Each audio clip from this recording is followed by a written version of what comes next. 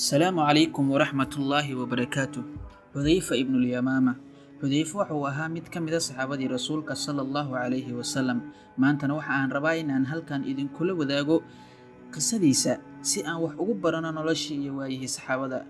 Xudayfa aabihii Yamaama wuxuu ahaa nin reer Makka ah laakiin dil ayuu geystay.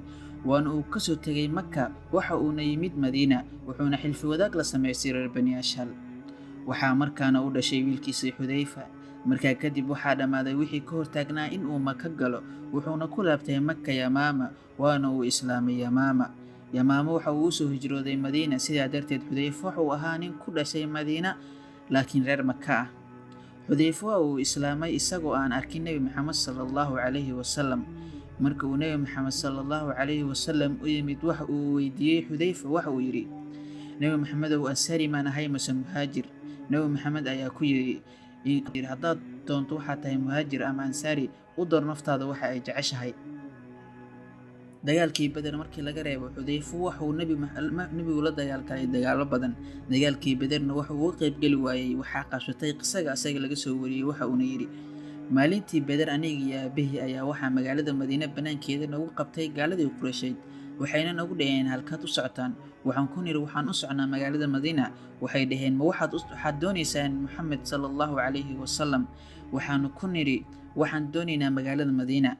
waxay nagu dhaheen ma idin sii deynin ilaa badan aad nagula gashaan in aad Nabi Muhammad sallallahu alayhi wasallam aadan la soo dagaalgalaynin.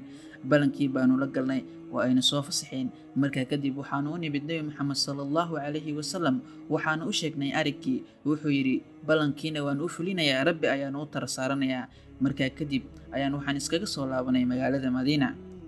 laakiin dagaalkii Uhud waxaa ku shahiiday Xudayfa aabihii Yamaama laakiin kuma shahiidin seefaha gaalada. waxaa ku qaldamay koox muslimiinta ka mid ah dagaalkii Uhud. Nabi Muhammad sallallahu alayhi wasallam ayaa ku amray Xudayfa aabihii Yamaama iyo Saabit ibn Waqsh inay ilaaliyaan dumarka iyo carruurta sababtoo ah waxay ahaayeen laba nin oo da'weyn. markii uu dagaalku adkaaday ee muslimiintu jahwareerka ku bilowday ayaa waxaa dagaalka soo galay Xudayfa aabihii iyo Saabit ibn Waqsh. Saabit waa uu shahiiday laakiin Yamaama waxaa haleeshay qayb muslimiinta ka mid ah oo aan garanaynin waana ay dileen. Xudayfana wuxuu ahaa mid ku qaylinaya aabo laakiin cidna may maqlin. markaa kadib Xudayfa wuxuu dhahay Ilaahay ha idin dambi dhaafo. Nabi Muhammad sallallahu alayhi wasallam ayaa doonay Xudayfa in uu siiyo diyada aabihii laakiin Xudayfa waa uu diiday. markaa kadib Xudayfa wuxuu noqday qof rasuulka agtiisa boos weyn ku leh.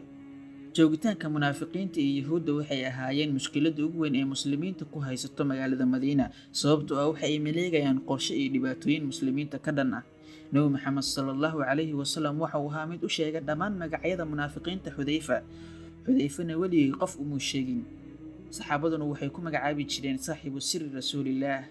dagaalkii Qandaq markii uu adkaaday qabow iyo dabeyl badan ay yimaadeen waqti dheerna ay muslimiintu go'dan ku jireen. Nabi Muhammad sallallahu alayhi wasallam waxa uu baahay cid aada cadowga muslimiinta kana keenta warbixin. waxa uuna u diray Xudayfa in uu aado qaybta cadowga fadhiya oo warbixin ka keeno. Xudayfa waa uu aaday waxa ayna ahayd xilli habeena waxa uuna ka keenay warbixin Nabi Muhammad sallallahu alayhi wasallam ka farxisay. wuxuuna u sheegay in kufaaru Quraysh ay doonayso in ay Makka ku laabato. xilligii Umar ibn Khattab Umar ayaa waxa uu weydiiyay Xudayfa in uu ku jiro qof munaafiqaadad uu xil u magacaabay. Xudayfa ayaa yiri hal baa ku jira. markaa Umar waxa uu yiri ii sheeg. Xudayfa ayaa waxa uu yiri kuma sheegayo. Umar waxa uu ahaa mid mar waliba badbadala dadka xilka ugu hayo si uu mar qofka munaafiq ah ugu aado. Xudayfa waxa uu ahaa qof alla ka xabsi badan. tii alla ayaana u timid waana uu geeriyooday. wuxuuna ahaa mid ka mid ah saxaabadii Nabi Muhammad sallallahu alayhi wasallam kuwa ugu qiimaha badan.